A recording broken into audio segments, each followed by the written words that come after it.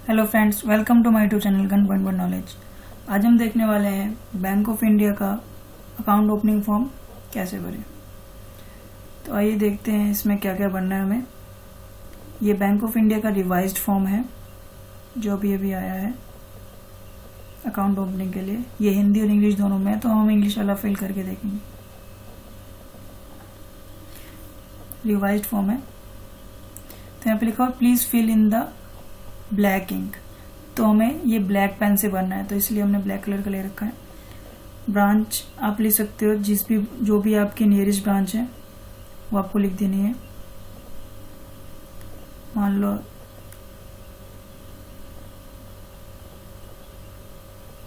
तिलक नगर है,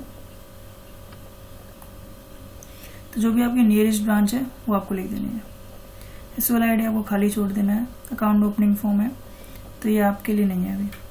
तो customer ID है नहीं हमारे पास, इसी के लिए हम अप्लाई कर रहे हैं। अकाउंट नंबर नहीं है, तो अभी ये हमारे लिए नहीं। तो I we request to open my deposit account with your branch. Tick relevant type of account for which I we initially deposit rupees. तो हम स्टार्टिंग में कितने रुपीज डिपॉजिट करना चाहते हैं वो आप लिख सकते हो। तो मान लो 5000 रुपीज डिपॉजिट करना चाहते हो, तो आप 5000 लिख दोगे। यहाँ लिख दोगे रुपीज में।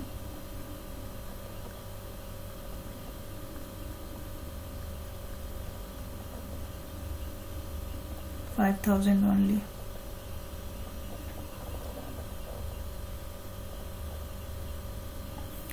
ओके, अब आपसे पूछ रहा है कि आप किस प्रकार का कौन से टाइप ऑफ अकाउंट का अकाउंट खोलना चाहते हो। तो हम जनरली सेविंग अकाउंट खोलते हैं, तो सेविंग बैंक अकाउंट पर आपको टिक कर देना है। तो करंट अकाउंट ये कंपनीज के लिए होता है, फिक्स डिपॉजिट या अदर टाइम जो फिक्स डिपॉजिट वगैरह होती है, और अदर्स खोलना चाहते हैं तो हम जनरली सेविंग अकाउंट खोलते हैं। तो सेविंग बैंक पे क्लिक कर देना है। उसके बाद बोल रहा है full name, title of account in capital letters. ध्यान रखना यहाँ पर हमें कैपिटल लेटर्स में फिल करना है। तो यहाँ पर जो भी आपके ऊपर एप्लीकेबल है वो आप लिख दोगे। मिस्टर,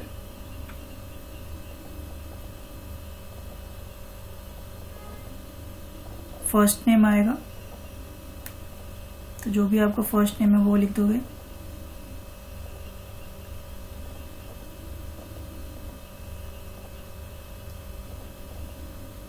मिडल नेम जो भी होगा आपका,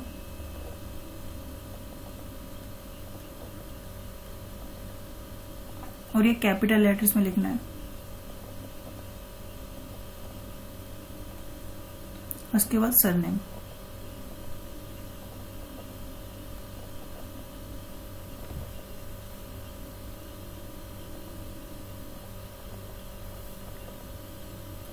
middle name in case of female applicant. तो फीमेल एप्लीकेंट के केस में यहाँ पर आपको नाम लिखना है।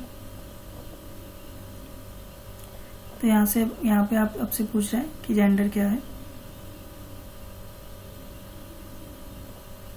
तो जो भी आपका जेंडर है वो आप लिख दोगे। जैसे कि यहाँ पर आपको लिखना है मेल के लिए M, फीमेल होगा तो F लिख दोगे।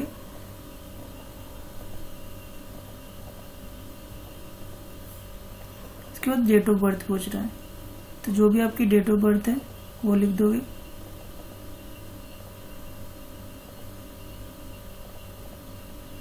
इस फॉर्मेट में लिखना है, date, month and then year Y में लिखना है। तो 0909 और 1990।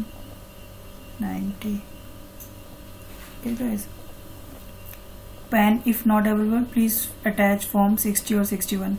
तो यहाँ पर आपको पैन नंबर लिखना है, और अगर पैन नंबर नहीं है आपके पास तो आपको फॉर्म नंबर 60 और 61 फिल करके देना है।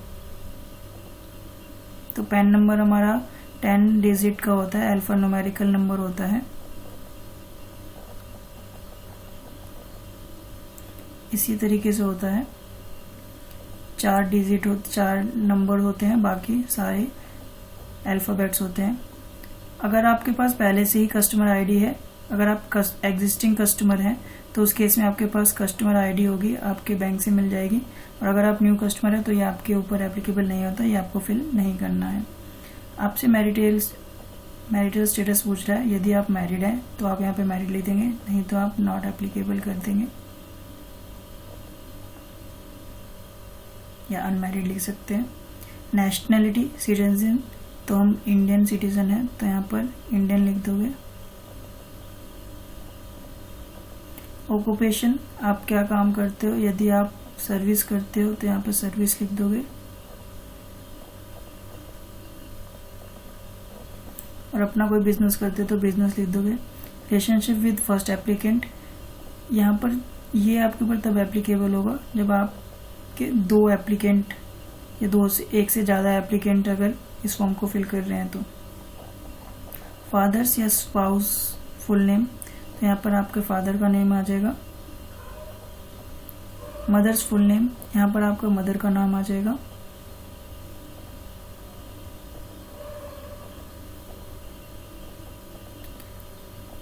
अब आप माइनर हो, सीनियर सिटीजन हो, स्टाफ हो, पेंशनर हो, एनआरआई हो, ट्रस्ट हो, जनरल हो, अदर्स हो, तो आपसे कैटेगरी पूछ रहा है तो आप किस कैटेगरी में आते हैं। माइनर जो 18 ईयर्स से कम के एज के होते हैं, सीनियर सिटीजन जो 60 प्लस के होते हैं, स्टाफ जो पेंशन वाले पेंशनर हैं, एनआरआई हैं जो बाहर के रेजिडेंट हैं, ट्रस्ट या एचयूएफ हैं। और अगर हम जनरल में आते हैं तो आपको यहाँ पर जनरल में टिक कर देना है। Name of guardian in case of minor, attach proof of the minor DOB.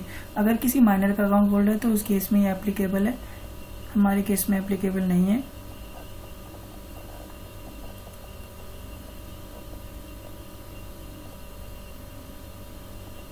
इसके बाद आपसे पूछा चेकबुक आपको चाहिए तो आप टिक कर देंगे जो जो आपके ऊपर एप्लीकेबल है। हमें चेकबुक चाहिए। अकाउंट स्टेटमेंट हमें पासबुक में चाहिए, या अगर आप ईमेल कराना चाहते हैं तो ईमेल का ऑप्शन भी है हमारे पास। इंटरनेट बैंकिंग, यहाँ पर इंटरनेट बैंकिंग के लिए star connect, debit cum ATM card. Credit card के लिए हम एप्लीकेबल नहीं है, इसके लिए अलग क्राइटेरिया होते हैं, तो क्रेडिट कार्ड आपको अभी नहीं मिल सकता। यहाँ पर स्टार भी लगा रखा है। तो please fill separate application for internet banking, star connect and credit card. Please issue debit cum ATM card in the name of the first or all applicants in case of joint account holder. तो यहाँ पर आपको star connect के लिए अलग से form भरना पड़ेगा। अगर आप स्टार कनेक्ट लेना चाहते हो तो यहाँ पर आप सिर्फ डेबिट कम एटीएम कार्ड के लिए ही अप्लाई कर सकते हो।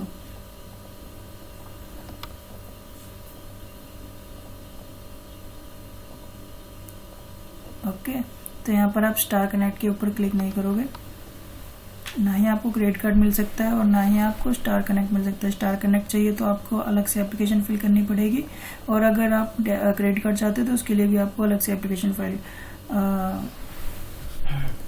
एप्लीकेशन देनी पड़ेगी।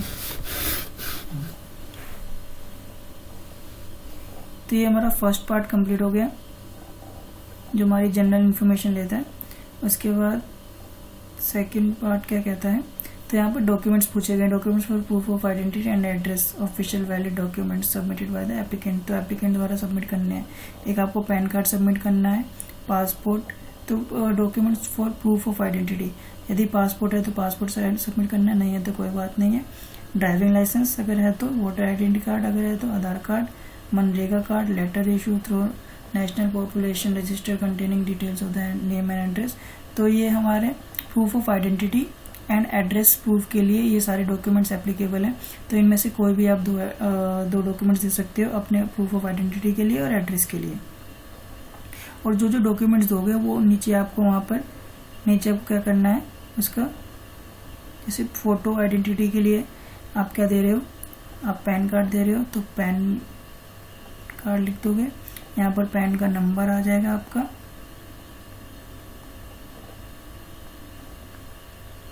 इश्यूइंग अथॉरिटी क्या है, NSDL यहाँ पर इश्यूइंग अथॉरिटी होती है। Date of issue, PAN card के आपके ऊपर डेट ऑफ इशू आ जाएगा। प्लेस ऑफ इशू, तो जो भी आपका प्लेस ऑफ इशू है वो लिख दोगे। वैलिड अप टू इसकी कोई वैलिडिटी नहीं होती है। पैन कार्ड हमारा वैलिड होता है लाइफ टाइम तक के लिए। Address proof identity, address proof identity के लिए आप क्या दे रहे हो, आधार कार्ड दे रहे हो। आधार कार्ड का नंबर आ जाएगा,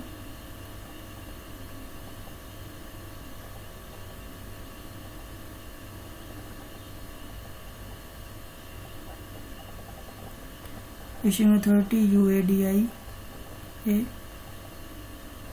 डेट ऑफ इशू, तो डेट ऑफ इशू हमें मालूम नहीं है। प्लेस ऑफ इशू तो दिल्ली है, तो दिल्ली लिख दोगे, ये हमारे पर एप्लीकेबल नहीं है। तो यहाँ पर डॉक्यूमेंट्स के नाम आ जाएंगे। परमानेंट एड्रेस, तो जो भी आपके प्रूफ ऑफ एड्रेस में एड्रेस होगा वो आप लिख दोगे।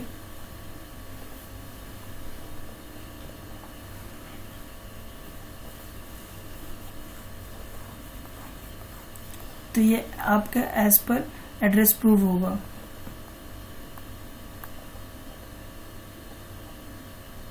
तो जो भी आपके एड्रेस प्रूफ में होगा तो वही आप लिख दोगे।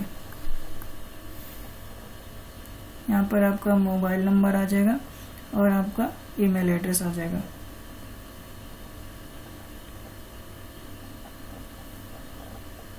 और यहाँ पर जो डॉक्यूमेंट्स मांगे हैं, यूटिलिटी बिल एड्रेस प्रूफ के लिए not more than 2 months older, तो 2 महीने से पुराना बिल नहीं होना चाहिए।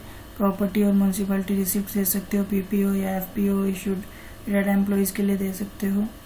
ठीक है। कम्युनिकेशन एड्रेस करंट और लोकल, तो कम्युनिकेशन एड्रेस क्या है वो आप लिख सकते हो। जो भी आपके पास प्रूफ ऑफ डॉक्यूमेंट है उसमें जो लिखा हुआ है वही एड्रेस आपको लिखना है, चेंज नहीं लिखना है, ताकि आपकी एप्लीकेशन रिजेक्ट ना हो। तो यूटिलिटी बिल वगैरह दे सकते हो आप इस केस में। तो यहाँ पर आपको वही बिल्डिंग का नंबर, जो भी आपके प्रूफ ऑफ डॉक्यूमेंट में है वही आपको लिखना है और कुछ नहीं लिखना है, जो भी एड्रेस आपको दे रखा है उसमें।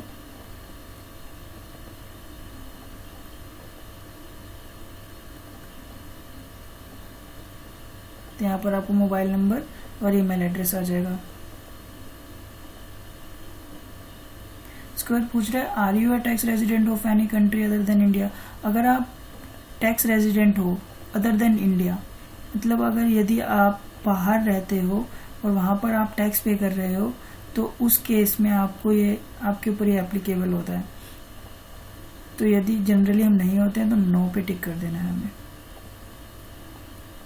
और अगर आप हो तो आपको एक FATCA और CRS self declaration form separately submit कराना होगा।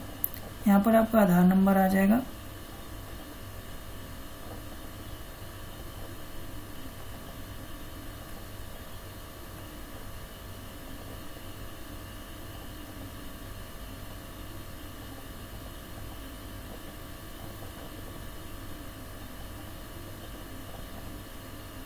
ये आपको एक नॉर्मल टर्म्स एंड कंडीशन है जो आपको लिख रखा है, इसमें आपको कुछ नहीं करना है। बस यहाँ पर आपके सिग्नेचर आ जाएंगे कि आप इस टर्म्स एंड कंडीशन को एग्री कर रहे हैं।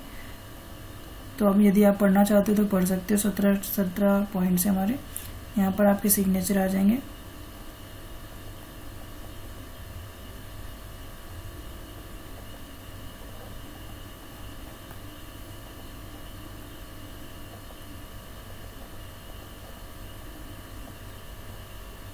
उसके बाद ये पूछ रहा है आई वी डिक्लेयर दैट, यहाँ पर डिक्लेरेशन दे रहा है, please mark in appropriate box.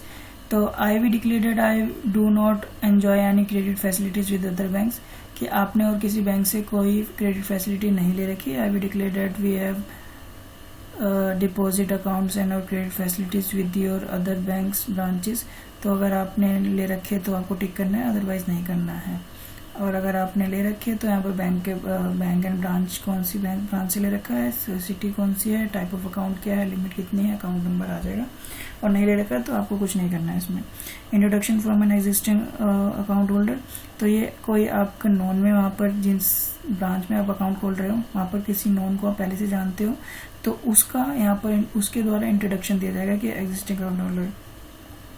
और ऐसे पर्सन से हमें इंट्रोडक्शन करवाना है जो कि 6 मंथ्स ओल्ड हो, कंसर्न KYC कंप्लाइंट अकाउंट ये ऑप्शनल है, कंपलसरी नहीं है। यदि आपकी नॉन में कोई पर्सन का अकाउंट है उस बैंक में, बैंक ऑफ इंडिया में, तो आप उस पर्सन का नाम, एड्रेस और अकाउंट नंबर वगैरह दे सकते हो। और अगर नहीं है तो कोई बात नहीं है, ऐसा कोई कंपलसरी नहीं है कि करवाना ही है।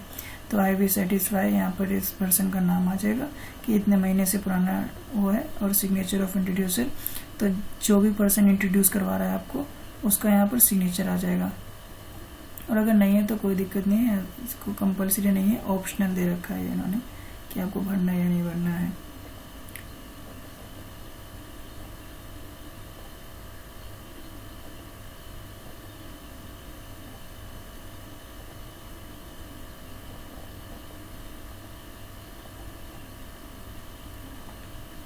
इसके बाद फॉर्म 60 और 61 दे रखा है।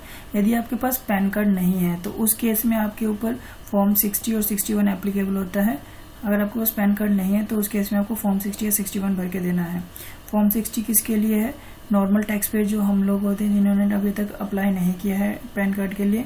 तो are you are tax SSC, yes or no, क्या आप टैक्स पे करते हो, येस या नो, तो आपको वो लिखना है। और detail of ward, circle, range, ये आपके पैन नंबर का last return of income tax. अगर इनकम टैक्स आपने फाइल की है उसके बेसिस पे जो भी आपका वार्ड नंबर है, सर्कल है, रेंज है, तो वो आपको यहाँ पे फिल करना है। Reason for not having PAN, आपके पास पैन कार्ड क्यों नहीं है उसका रीजन देना है कि आपके पास पैन कार्ड नहीं है तो क्यों नहीं है। और फॉर्म 61 एग्रीकल्चर इनकम जिसकी होती है उसके लिए form 61 to be filled by a person who has agriculture income only had no other chargeable to income tax. तो जिनकी एग्रीकल्चर इनकम है उनके लिए एप्लीकेबल है फॉर्म 61। वो ये वेरीफाई करवा रहे हैं, ये डिक्लेरेशन दे रहे हैं कि हमारी सिर्फ एग्रीकल्चर इनकम है और हमारी जो इनकम है वो इनकम टैक्स में चार्जेबल नहीं है, इसलिए हमें पैन कार्ड की जरूरत नहीं है। तो यहाँ पर उस पर्सन का नाम आ जाएगा, वेरीफाइड डेट, जिस दिन भी आप वेरीफाइड कर रहे हो उस दिन की डेट आ जाएगी और ईयर आ जाएगा। डेट और प्लेस लिख के यहाँ पर आपको डिक्लेरेशन के साइन सिग्नेचर कराने हैं और कुछ नहीं करना है। तो ये उस केस में करना है यदि आपके पास पैन कार्ड नहीं है। अगर आपके पास पैन कार्ड है तो ये आपके ऊपर एप्लीकेबल नहीं होता है, उस केस में आपको नहीं फाइल करना है। और लास्ट जो फॉर्म है वो हमारा DA1 नॉमिनेशन फॉर्म है कि यदि आपको कुछ हो जाता है तो आपके अकाउंट में जो भी बैलेंस है वो आपके नॉमिनी को दे दिया जाए। तो यदि आप नॉमिनी रजिस्टर कराना चाहते हो तो उस केस में है, यहाँ पर आपका नाम आ जाएगा और यहाँ पर ब्रांच आ जाएगी, जिस भी ब्रांच में हमने अकाउंट खोला है। उसके बाद नेचर ऑफ डिपॉजिट कि आपका किस अकाउंट का है, तो सेविंग बैंक है तो यहाँ पे सेविंग लिख दोगे। डिस्टिंग्विश अकाउंट नंबर आपको बैंक से मिल जाएगा। एडिशनल डिटेल्स अगर कोई देना चाहते हो तो नेम ऑफ नॉमिनी, यहाँ पर नॉमिनी का नाम आ जाएगा। और एड्रेस ऑफ नॉमिनी, एड्रेस क्या है। रिलेशनशिप डिपॉजिटर के साथ रिलेशनशिप क्या है, नॉमिनी की एज कितनी है, और if nominee is minor his date of birth. अगर नॉमिनी माइनर है तो माइनर के केस में यहाँ पर डेट ऑफ बर्थ आ जाएगी, यहाँ पर एज आ जाएगी। यहाँ पर प्लेस लिख देना है आपको, डेट आ जाएगी यहाँ पर,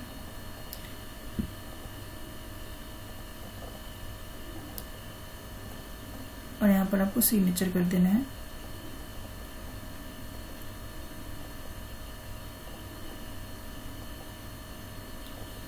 और ये आपको एक्नॉलेजमेंट मिल जाएगी नॉमिनेशन की, कि ये आपको बैंक फिल करके दे देगा, कस्टमर आईडी दे देगा और अकाउंट नंबर आपको दे देगा, और यहाँ पर बैंक की सील लग जाएगी और ऑथराइज सिग्नेटरी के सिग्नेचर हो जाएंगे। तो बस आपको बैंक ऑफ इंडिया के अकाउंट ओपनिंग फॉर्म में इतना ही फिल करना है और इसके अलावा कुछ फिल नहीं करना है। आई होप आप समझ चुके होंगे बैंक ऑफ इंडिया का अकाउंट ओपनिंग फॉर्म कैसे भरना है। अगर आपको हमारा वीडियो पसंद आए तो लाइक करें, और अगर आप हमारे चैनल पर नए हैं तो हमारे चैनल को सब्सक्राइब करें ऐसी और भी जानकारी भरी वीडियो देखने के लिए। तो गाइस, तब तक के लिए थैंक यू सो मच।